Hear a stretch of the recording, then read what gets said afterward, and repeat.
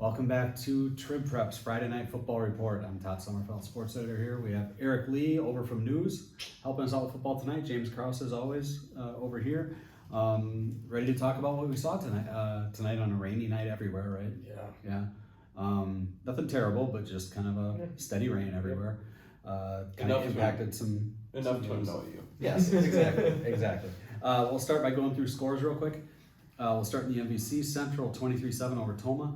Baraboo 42-17 over Logan. Holman 27-24 over Sparta. 2 straight for the Vikings.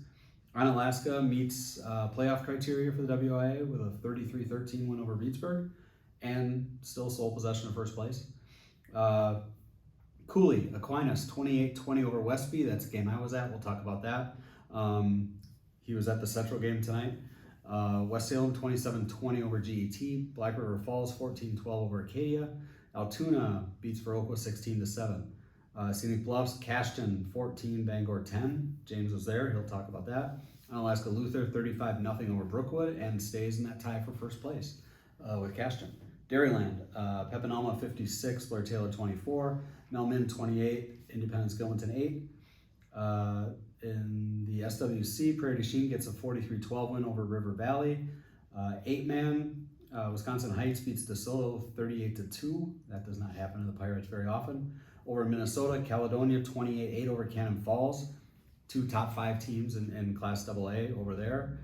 Caledonia gets the win. Rochester Lourdes 31-13 over La Crescent Hoka.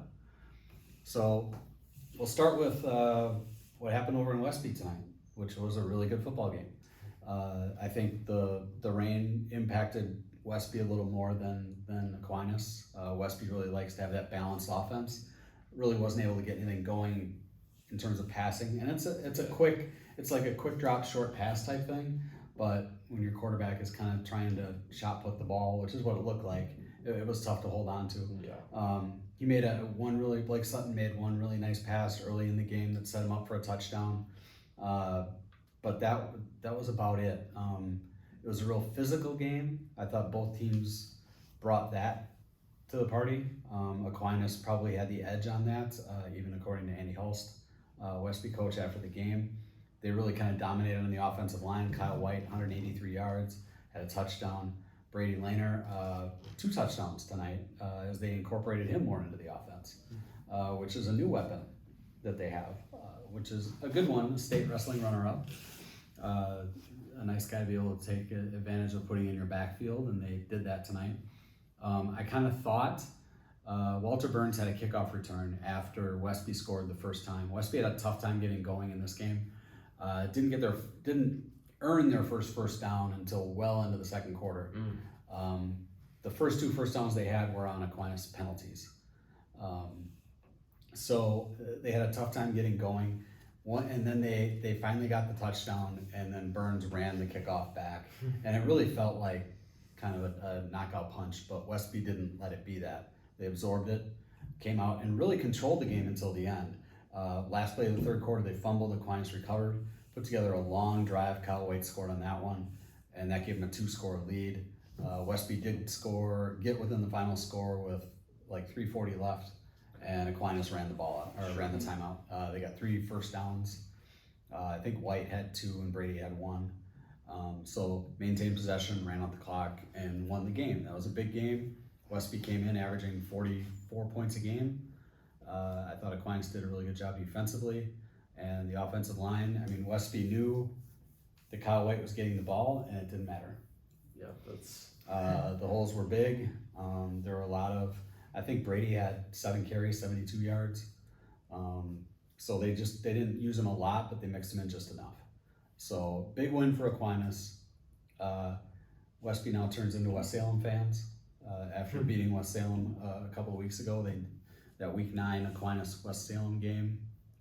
Westby needs to win out and have West Salem win that one, then they get a piece of the championship. So game I thought that really lived up to the bill. It would have been nice to see it in perfect conditions and really see what Westby could do. But I thought I was just real impressed by the way they came back from that kickoff return, because that could have really taken them out of the game, and it seemed like it would, but Westby did not let that happen. So James, let's talk about what happened over in Bangor tonight. Cashton gets a big win there. Yeah, this was one that early was, I remember coming out of halftime, it was 3-0 at halftime, only a field goal for Bangor. And Todd Grant sort of looked over at me and said, about what you expected? And yeah, it was about 3-0, maybe Close the is score what you was, expect, yeah. yeah, close and defensive sort of oriented in the first half. But Cashton, who, remember, was off last week because Necedah had the forfeit, they sort of took a while to get into a rhythm offensively. They found that rhythm in the second half. Let me guess, Hammersbach was involved?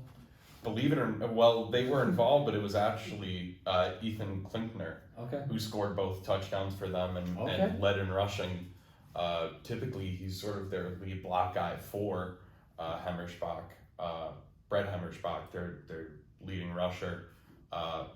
And Brett still got the brunt of the carries tonight, but it was Ethan who was able to do a lot. Brady had some really good rushing as well. Ethan's scored the game-winning touchdown with a minute left, but on that drive earlier, about 3rd and 15-ish, Brady had a 20-yard scramble that kept the drive alive while they were still deep in their own territory. Overall, Cashton, the guys talked about, they showed that they had grit tonight and that, they were able to win these games where they have to kind of wear each other out, them and their opponents.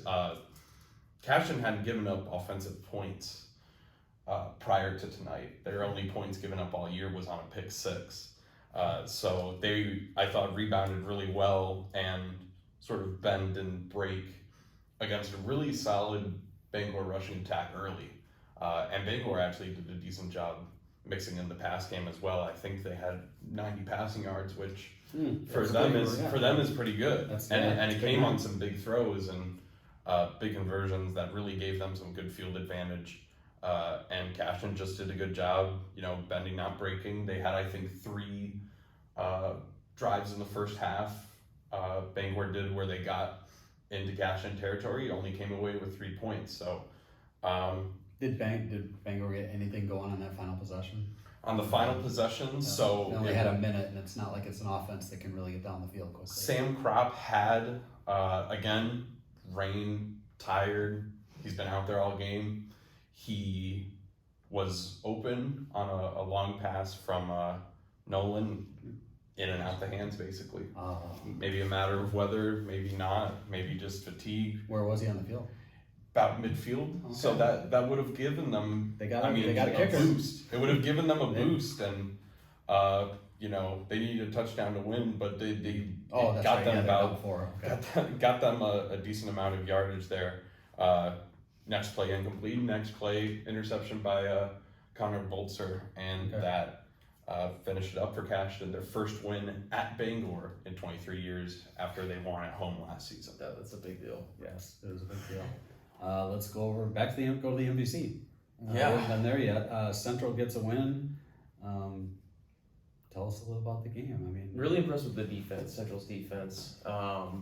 Only gave up 185 yards, and if you take away 2 plays from the first half, it's down to just over 100 yards for the entire game. And they've had a good defense all year. Yeah, really their only blemish was like a 50-yard, essentially Hail Mary at the end of the first half.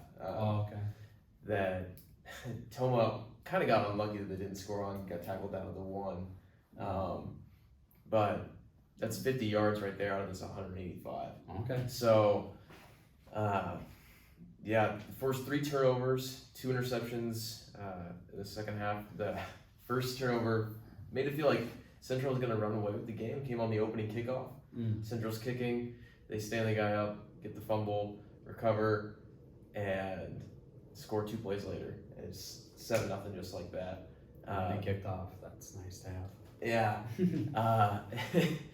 But the offense kind of was shaky from there. They still had some nice plays.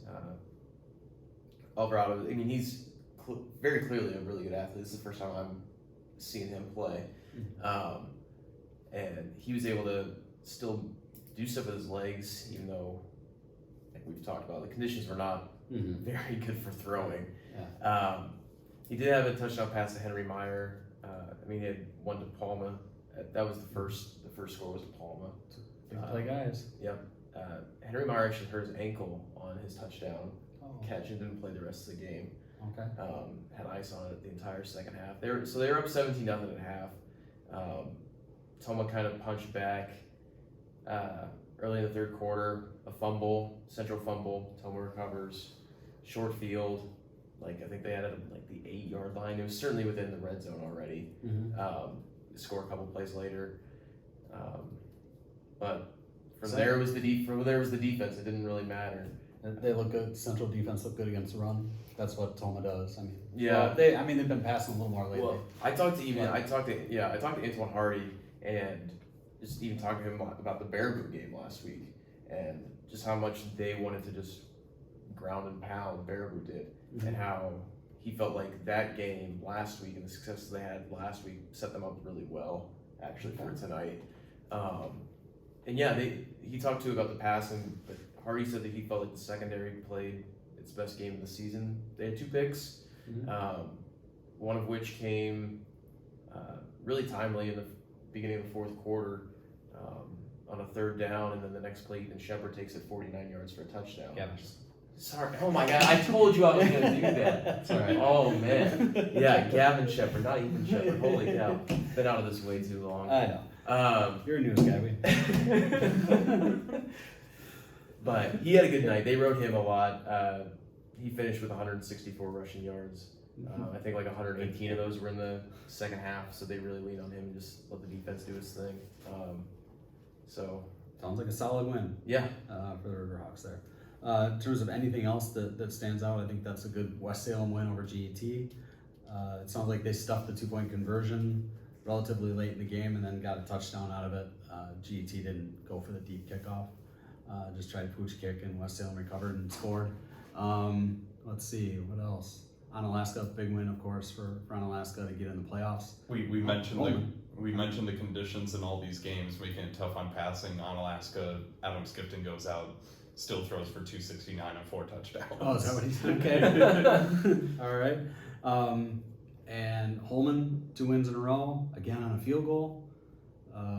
Caledonia. I was gonna say. Yeah, Caledonia, that's a big win because Cannon Falls kind of took it to Caledonia last year. I was at that game, and they went way ahead, and Caledonia fought back, and then Cannon Falls just kind of buried them.